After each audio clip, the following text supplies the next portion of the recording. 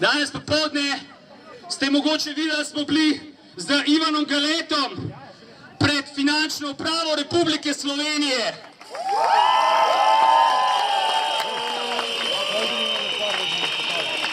Tam smo jim delili piščalke in napotke.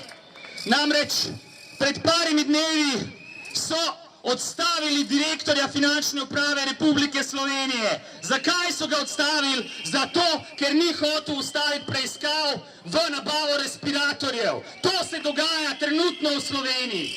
Te dni se dogaja to v Sloveniji.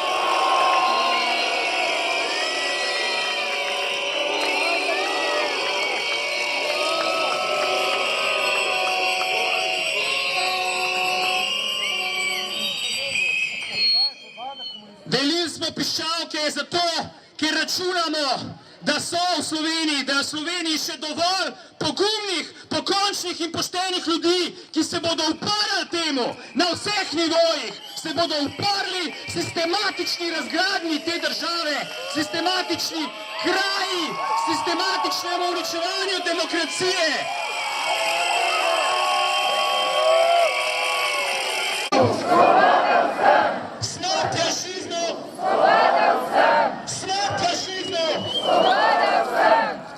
Pripadniki policije, ki ste tukaj, ravno kar sem dobil obvestilo, da ste nekoga popisali zaradi tega plakata. Izvolite, tukaj nas je še par sto, popište nas vse.